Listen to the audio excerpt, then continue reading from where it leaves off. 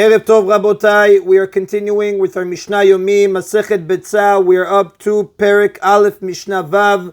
Today's Mishnayot should be Leilun Nishmat, Neria ben Svetlana, Aranbayev, and Eliyahu ben Burcha Israelov, Menuchatam beGan Eden, Amen, and Leavdei ben Chaim L'Chaim, for the Refuah Shlema, Bacha bat Esther, and Daniel Shon ben Rosa, Betoch Shah Cholei Israel. This Mishnah discusses halal, the portion of kneaded dough that must be given to a Kohen, and matanot, the parts of a slaughtered animal that must be given to a Kohen. Specifically, the matanot, literally the gifts, are the zroa, lehayim, v'keva, right foreleg, jaws, and maw, one of the stomachs. After slaughtering an ordinary non-sacrificial animal, one must remove these parts and give them to a Kohen, as the Torah says in Sefer Dvarim, chapter 18, pasuk 3. It is permitted on Yom Tov to separate halaf from dough and matanot from a slaughtered animal. The Mishnah cites a dispute as to whether halal and matanot that have already been separated may be given to a Kohen on Yom Tov. The Mishnah begins, Bet Shammai Amrim, Bet Shammai say, En molichin halal matanot laKohen b'Yom Tov.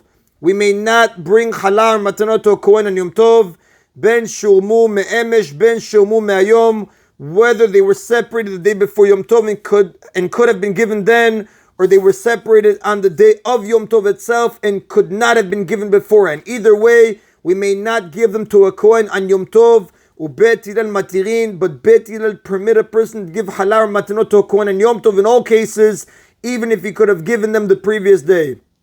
Now Bet Shammai explained their ruling. Amru lahem Bet Shammai said to Bet Hillel, Gzera shava, our ruling is based on the following comparison.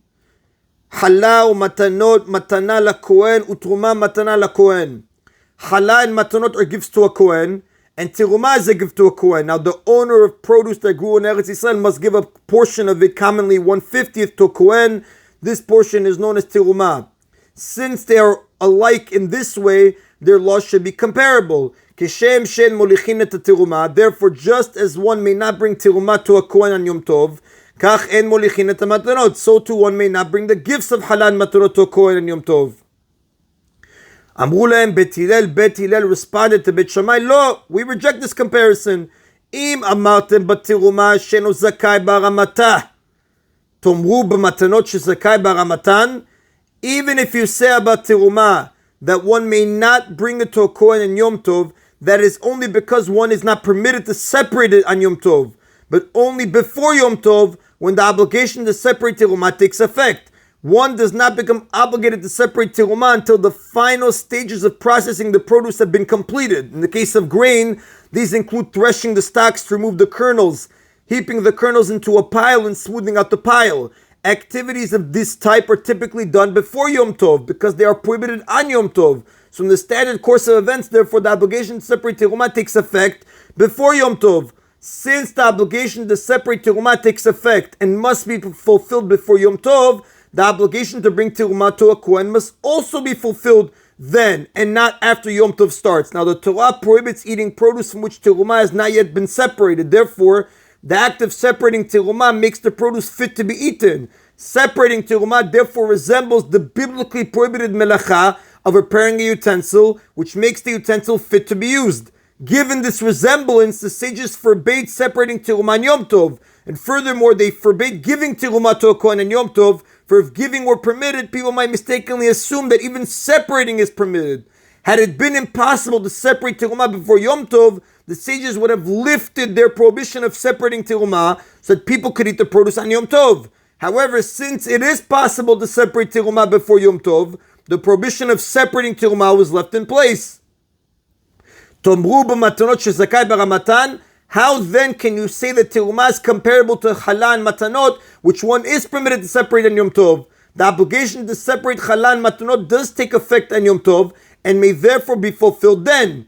Therefore, it is also permissible to bring them to a Kohen on Yom Tov. One is allowed to wait until Yom Tov to knead dough and slaughter animals so that he will have fresh bread and meat to eat on Yom Tov. In this case, at least, it is impossible to have separated the halal and matanot before Yom Tov, because the obligation to separate them does not take effect until the dough is kneaded and the animal is slaughtered.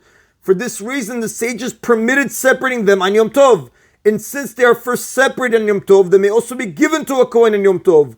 Once the sages permitted giving halal matanot in one case, they did not impose a prohibition against giving them in any case.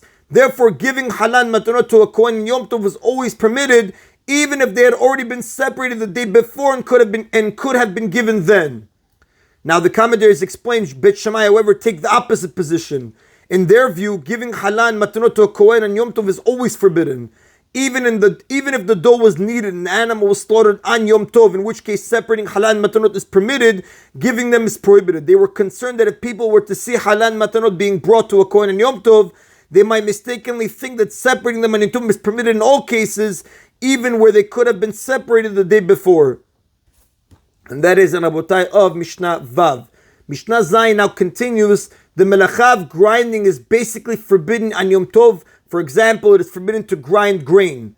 One is nevertheless permitted to grind spices and salt. Salt that had been mined in large pieces must be crushed in order to make it usable, as Rashi explains on page 14a.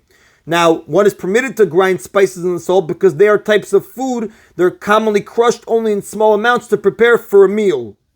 However, since grinding is generally prohibited, there might be reason to forbid grinding even spices and salt in the usual way. The Mishnah cites a dispute about what change, if any, the sages required when grinding these two items on Yom Tov. The Mishnah begins, Bet Shammai Omrim, Bet Shammai say, Tavlin midochin b'madoch shel etz. Spices may be ground on Yom Tov only with a pestle of wood, and now with the usual pestle of stone. Now, spices are typically ground with the stone, madoch, a pestle, a pounding tool, in a meducha, in a mortar, in a bowl.